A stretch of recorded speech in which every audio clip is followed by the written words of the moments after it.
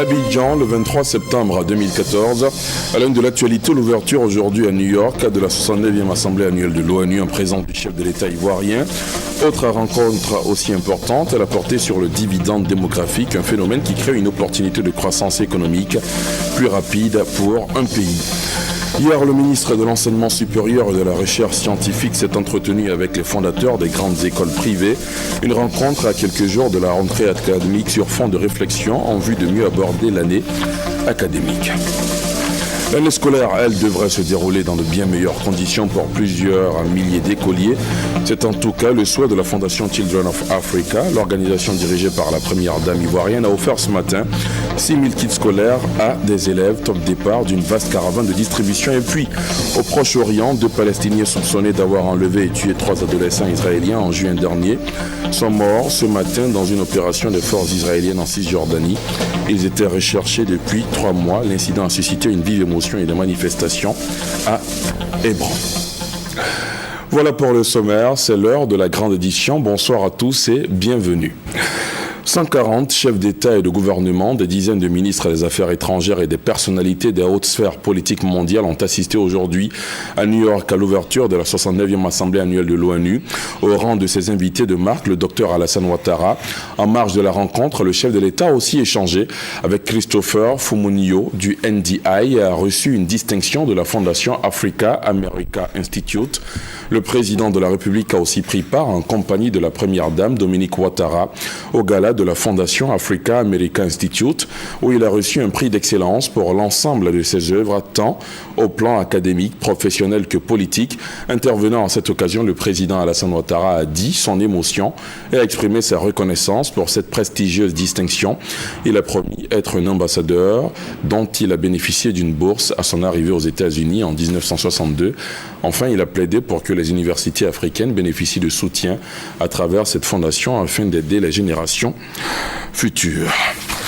Et sur le même sujet, j'ajoute que la Côte d'Ivoire vient d'être honorée à New York par son admission au comité directeur de la coalition pour le climat et l'air pur. Cette coalition est un mouvement mondial qui a pour objectif de réduire de façon significative les émissions de carbone noir, de méthane et d'autres substances chimiques nommées polluants de courte durée de vie ayant un effet sur le climat. On reste à New York et on s'intéresse maintenant à une autre rencontre tout aussi importante. Elle a porté sur le dividende démographique. C'est tout simplement un phénomène qui crée une opportunité de croissance économique et de développement humain plus rapide pour un pays. À en croire le docteur Alassane Ouattara, les piliers de ce développement humain sont, entre autres, une éducation adéquate, des mesures et des lois idoines. On retrouve notre envoyé spécial à New York, Jérôme Kofi Abolin. Il s'agit d'une rencontre de haut niveau des chefs d'État du Sahel, conjointement initiée par la Banque mondiale et le FUNUAP. Une rencontre consacrée aux dividendes démographiques dans le Sahel. Le président Alassane Ouattara, invité à y prendre part, a dans son intervention évoqué la question tout en insistant sur la gratuité de l'école à rendre obligatoire en Côte d'Ivoire dès l'âge de 6 jusqu'à 16 ans. Comme prévu dans son programme de gouvernement. Nous avons décidé que dès l'année prochaine, l'école deviendra obligatoire, donc à partir de 6 ans, et si possible gratuite jusqu'à l'âge de 16 ans. Ce sera donc bien sûr un élément qui demande beaucoup de ressources et nous avons d'ailleurs une rencontre avec l'ancien Premier ministre Gordon Brown qui s'est chargé de ce département ici même aux Nations Unies pour faire part de notre programme et tout ce que cela demande comme salle de classe, équipement, etc. pour la Côte d'Ivoire. Donc je voudrais insister sur le fait que la santé de la jeune fille, l'éducation de la jeune fille sont au cœur en fait de ce processus. Si la jeune fille est éduquée, si la jeune fille est en bonne santé, si la jeune fille sait comment se protéger, ceci nous amènera donc à avoir de meilleurs résultats en matière de dividendes démographiques. On entend par dividende démographique la croissance économique résultant de l'évolution de la pyramide des âges d'un pays. Il survient lorsque la baisse du taux de natalité entraîne des changements dans la distribution par âge d'une population, ce qui signifie que moins d'investissements sont nécessaires pour répondre aux besoins des groupes les plus jeunes et que les adultes sont relativement plus nombreux dans la population. Un phénomène qui, comme on le voit, crée une opportunité de croissance économique. Je vous le disais en titre hier, le ministre de l'Enseignement supérieur et de la Recherche scientifique s'est entretenu avec les fondateurs des grandes écoles privées. Une rencontre à quelques jours de la rentrée académique sur fond de réflexion en vue de mieux aborder l'année qui s'annonce. Entre autres questions abordées lors des échanges, celle du stage des admissibles au brevet de technicien supérieur BTS, ainsi que l'orientation des bacheliers dans les grandes écoles. Bientôt, c'est la rentrée des classes dans les grandes écoles. Rencontre donc entre le ministère de l'Enseignement supérieur et de la Recherche scientifique et les fondateurs des grandes écoles. Objectif, prendre ensemble les dispositions nécessaires en vue d'une année académique réussie. De nombreux points ont été abordés, entre autres la question de prise en charge des étudiants en année de BTS et la question de stage des étudiants après leur admissibilité au BTS. Nous avons donc demandé aux fondateurs d'annoncer aux prochains candidats que le BTS désormais c'est 10. Celui qui redouble paie la bourse, que les étudiants qui sont dans le privé sachent qu'ils sont obligés désormais de faire autant d'efforts, sinon de sacrifices, que leurs amis qui sont au public. L'État accorde des prises en charge à des jeunes qui pour certains ne vont presque pas au cours. Donc nous ne pouvons pas continuer de donner des prises en charge à des fantômes. Désormais, parmi les critères d'appréciation que nous allons retenir pour les évaluer, la capacité donc de ces établissements privés à trouver un stage aux jeunes qui sont admis au BTS. Si nous voulons former des étudiants à la qualité, si nous voulons qu'il y ait adéquation, formation, emploi, nous devons nous employer à faire en sorte que les étudiants que nous formons, d'abord aient un stage, parce que le stage c'est l'immersion. Il faut que l'étudiant aille dans l'entreprise pour apprendre, n'est-ce pas ce qu'il a appris à l'école. Niamey Kona ajoute également que sur les 67 000 nouveaux bacheliers, 35 000 seront orientés dans les universités publiques et les 42 000 autres dans les grandes écoles. Un séminaire à Grand-Bassam du 2 au 3 octobre prochain permettra de fixer la date de la rentrée des classes dans les grandes écoles selon le ministre. L'année scolaire, elle, devrait se dérouler dans de bien meilleures conditions pour plusieurs milliers d'écoliers. C'est en tout cas le souhait de la Fondation Children of Africa. L'organisation dirigée par la première dame ivoirienne a offert ce matin 6 000 kits scolaires à des élèves. C'est le top départ d'une caravane de distribution lancée aujourd'hui au cabinet de Dominique Ouattara. Le compte-rendu de Viviane Aïmen. 6 000 kits scolaires composés pour chaque kit d'un uniforme, d'un cartable et de fournitures scolaires. Cette année encore, comme à chaque rentrée scolaire depuis une dizaine d'années, la Fondation Children of Africa vient en aide aux parents démunis pour la scolarisation de leurs enfants. Grâce à ce don, dira le directeur des écoles, lycées et collèges représentant la ministre de l'Éducation nationale et de l'enseignement technique, des milliers d'enfants en Côte d'Ivoire pourront aller à l'école, en particulier les petites filles dont la scolarisation est trop souvent délaissée au profit de celle des garçons au sein des familles démunies. Madame Sissa Issatou, responsable à l'éducation à Children of Africa, qui représentait pour la circonstance la présidente fondatrice, la première dame Dominique Ouattara, a souligné que les 6 000 kits scolaires sont répartis à part égale entre filles et garçons, car Children of Africa veut encourager la scolarisation des petites filles partout en Côte d'Ivoire, même dans les localités les plus reculées. C'est pourquoi, en plus des cartables et des fournitures scolaires, 3 000 robes d'école ont été confectionnées, de même que 3 000 ensembles kaki pour garçons. La présidente de la Fondation, Mme Dominique Ouattara, reste fidèle à ce qui est désormais pour elle une tradition. Faire le mieux possible pour rendre le cadre de vie et de travail meilleur pour les enfants et en particulier pour les petites filles. Depuis quelques années, les parents ont compris que la scolarisation des petites filles est effective. Elle est vraiment effective chez nous en Côte d'Ivoire. Et pour encourager nos parents, Madame la Première Dame les soutient dans cette distribution de kits scolaires. Au total, 6 000 écoliers du CP1 au CM2 vont recevoir les kits scolaires. Children of Africa apporte ainsi un soutien important à l'État dans sa politique de gratuité de l'école primaire.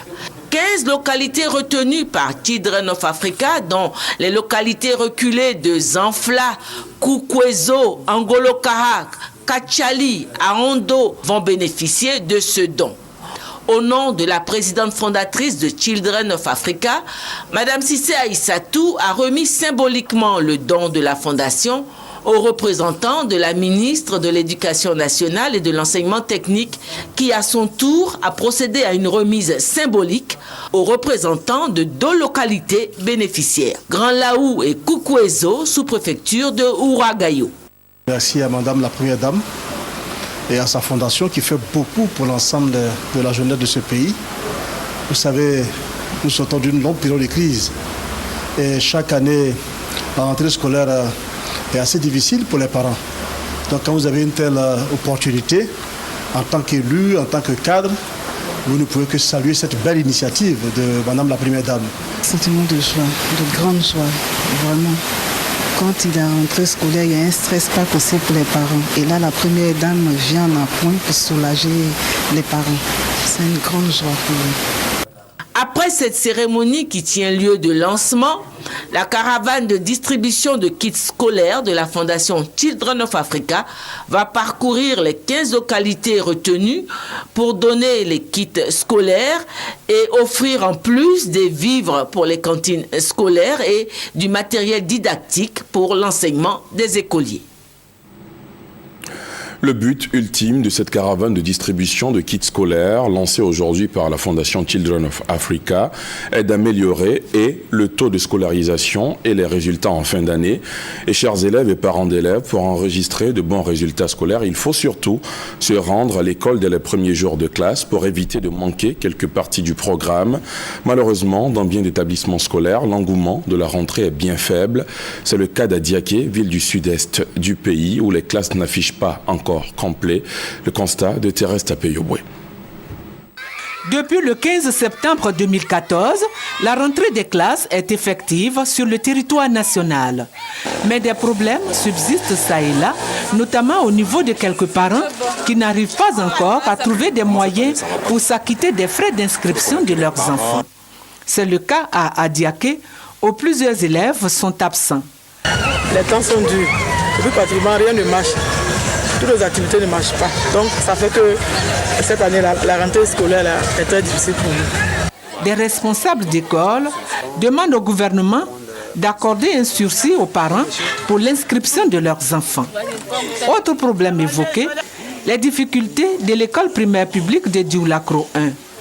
Cet établissement qui a vu le jour en 1978 compte 7 classes, dont 3 ont vu leur toiture totalement dégradée. Les enfants et les enseignants sollicitent des bonnes volontés pour leur venir en aide. On l'a appris hier, Afreximbank, la banque africaine d'import-export, installe une succursale régionale à Abidjan. La signature de l'accord de siège a eu lieu ce lundi en présence du chef du gouvernement ivoirien Daniel Kablan-Duncan. Le président de la banque, Jean-Louis Ekra, annonce que l'institution compte décaisser plusieurs milliards de francs CFA, environ 1250 milliards précisément, pour soutenir la croissance économique en Côte d'Ivoire et en Afrique de l'Ouest francophone. Hugues Veblé. L'ouverture de la succursale d'Afreximbank, officielle depuis ce début de semaine, est pour le président de cette institution financière la continuation de sa solide coopération avec la Côte d'Ivoire. Les opérateurs économiques ivoiriens, avec la succursale d'Abidjan, disposent désormais d'un accès direct à ces programmes et facilités, une opportunité également valable pour toute l'Afrique de l'Ouest francophone. Le développement d'infrastructures pour soutenir les activités économiques et commerciales dans la sous-région est une nécessité. L'Afrique de l'Ouest francophone représentait environ 33% du commerce de marchandises de la sous-région, avec une valeur totale de 11 milliards de dollars en 1994, qui est passée à 56 milliards de dollars en 2012. Avec des améliorations attendues, tant au niveau de l'environnement qu'au niveau des infrastructures, ces montants sont susceptibles d'augmenter rapidement dans un avenir proche. L'installation de la succursale d'Abidjan, le Premier ministre Daniel Kablan-Duncan y voit une marque de confiance et surtout la preuve que le gouvernement ivoirien est engagé sur la bonne voie pour consolider la paix ainsi que la stabilité politique et économique retrouvée.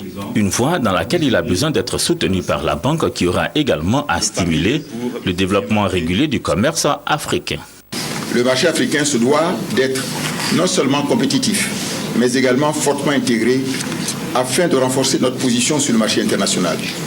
Cela suppose une coopération interne plus forte et plus aisée. Face à ces défis majeurs, à ces importants chantiers, la Banque africaine d'import-export se positionne comme une solution judicieuse et nécessaire pour stimuler l'expansion, la diversification et le développement régulier du commerce africain. Afreximbank a actuellement en cours d'instruction ou de décaissement un montant total de demandes de prêts des opérateurs économiques ivoiriens d'environ 3 milliards de dollars US. 500 millions ont déjà été décaissés. La succursale d'Abidjan est la deuxième de l'institution financière dans la CEDEAO et la troisième en Afrique. Abidjan abrite depuis hier jusqu'à vendredi un groupe de travail régional sur le contrôle fiscal des opérations internationales des entreprises. Sont réunies les administrations fiscales des pays de l'UEMOA et de la Mauritanie. Ce groupe de travail, le premier du genre, est organisé par le Centre régional d'assistance technique du FMI pour l'Afrique de l'Ouest, soutenu par ses partenaires techniques et financiers. Guy Roger Nguessan, Abou Sanogo. Comment faire pour que les entreprises payent leurs impôts là où elles vendent et réalisent leurs bénéfices? C'est l'objectif de ce groupe de travail. Il regroupe des experts de l'administration fiscale des pays de l'Union économique et monétaire ouest-africaine, UEMOA, la Mauritanie et des partenaires techniques et financiers. L'enjeu pour ce panel est d'analyser les pratiques fiscales dommageables pour l'économie et garantir les recettes sur les opérations économiques dans la sous-région. Les pratiques fiscales dommageables au niveau mondial, c'est des pratiques effectivement qui réduisent les bases d'imposition des sociétés multinationales et qui conduisent en fait à des transferts de bénéfices d'un pays à l'autre pour bénéficier toujours des taux de fiscalité les plus faibles. Et les pays de la sous-région sont particulièrement touchés par ces pratiques. La fraude des multinationales fait perdre de nombreuses ressources aux États. Pour apporter une réponse appropriée, le ministre chargé du budget Abdourahmane Cissé préconise une mutualisation des efforts. Dans nos pays, la fiscalité est basée sur la déclaration. Donc tout se fait sur la base déclarative. Donc lorsque vous partez sur une base déclarative, il faut absolument avoir un contrôle fiscal qui soit le plus bon possible. Donc un accent important doit être mis sur le contrôle fiscal. Donc sur cette base-là, nous avons jugé bon de mutualiser nos efforts et de mutualiser nos connaissances. Le Centre régional d'assistance technique du FMI pour l'Afrique de l'Ouest, Afritac de l'Ouest, est l'initiateur de cette rencontre sur le contrôle fiscal des opérations internationales des entreprises. En 5 jours, il compte définir une stratégie d'action pour venir à bout des multinationales mauvais payeurs de l'impôt dans les 8 pays de l'UEMOA et la Mauritanie. Un peu plus au nord de la Côte d'Ivoire, 12 milliards de francs CFA seront investis dans le département de Dikodougou. Il est situé dans la région du Poro. Autant d'argent pour mettre en marche un projet de grande production de maïs à grains jaunes. Le lancement a été fait par le Premier ministre Daniel Kablan-Duncan. On fait le point avec Charles Tatou. La filière maïs va contribuer à la valorisation des potentiels économiques, notamment celle de l'agriculture, tant elle constitue un maillon extrêmement important pour l'alimentation humaine et l'élevage moderne à haut rendement. En témoigne l'investissement en cours de l'entreprise agroalimentaire CIPRA avec son projet de production intensive de maïs à grains jaunes. Le projet va être exécuté sur le site de l'ex-ferme sémencière de Wamiesoka dans le département de Dikodougou. Estimé à 12 milliards de francs CFA, il démarre ses activités à la campagne 2014-2015. Le Premier ministre Daniel Kablan-Duncan y a effectué le déplacement pour le lancement officiel de ce projet. Occasion pour les élus de la région du Poro d'exprimer leur joie pour cet investissement qui profitera à leur population rurale. Le président du conseil d'administration de l'entreprise, lui, revient sur les impacts de son projet. Notre projet consistera donc à mettre en œuvre sur le site de Wamiesoka une production intensive en régie propre de 5500 hectares de maïs grain à haut rendement. Parallèlement, nous conduirons un programme de promotion de parcelles villageoises pour une superficie au moins équivalente dans un premier temps et dont l'ensemble de la production villageoise sera racheté par notre société, la CIPRA. Le ministre en charge de l'agriculture, Mamadou Sangafoua Koulibaly, a signé l'accord cadre qui va sceller le partenariat entre la CIPRA, promoteur du projet, et l'État de Côte d'Ivoire. Le Premier ministre Daniel Kablan-Dinkan salue l'initiative de la CIPRA qui, selon lui, devra être suivie par les autres entreprises. Ce projet va permettre dans un premier temps la réalisation d'un investissement de 18,8 milliards de francs CFA pour une production de 47 500 tonnes de maïs grain sur 10 000 hectares. Dans une seconde phase, le niveau d'investissement prévu est 45 milliards de francs CFA pour une production de 135 000 tonnes de maïs grain sur 30 000 hectares. Ça va générer 550 emplois directs. En plus, le projet prévoit l'encadrement direct de 20 000 hectares de plantations villageoises. Il touchera ainsi 20 000 familles et permettra à environ 120 000 personnes d'améliorer leurs conditions de vie. Une visite de la plantation expérimentale de maïs a mis fin à la cérémonie. Voilà une visite qui vient réchauffer l'axe Abidjan-Ottawa. Le chef de la diplomatie ivoirienne revient d'une visite d'amitié et de travail au Canada. Charles Dibi Kofi a multiplié les contacts et échanges avec les autorités canadiennes. De part et d'autre, la volonté d'approfondir la coopération a été affirmée. Sidonie Davila. Côte d'Ivoire, Québec, des relations bilatérales maintes fois renouvelées, mais toujours aussi bien appréciées par les acteurs. Une satisfaction à nouveau constatée cette semaine du 15 au 17 septembre lors de la visite du ministre d'État, ministre des Affaires étrangères, Charles Kofi Dibi au Canada. La visite a débuté par une série de rencontres avec le gouvernement fédéral à Ottawa et s'est poursuivie sur le site de l'aviateur Bombardier à Mirabel près de Montréal. C'est un client qui est au démarrage, alors on a beaucoup d'espoir que ça devienne un grand client pour nous. Alors c'est important pour nous de développer Côte d'Ivoire parce que c'est un marché qui est vraiment un marché émergent et important. Ici, le ministre a eu l'occasion de visiter l'unité des assemblages d'entrepôts d'avions, mais aussi de s'informer de l'évolution de la commande des avions Q400 passés par la Côte d'Ivoire. La Côte d'Ivoire, à travers le général Koulibaly qui en assume la présidence du conseil d'administration, a fait un très bon choix. Surtout qu'on veut démarrer le vol domestique et le vol de très court courrier. Je pense qu'il a trouvé des avions de type adapté. Le Q400, je l'ai regardé, c'est un avion de beau calibre, belle configuration. Et je pense que, et en plus, le coût opérationnel est assez réduit. Et donc, ça permet, bien entendu, à la compagnie aérienne de rentabiliser son investissement.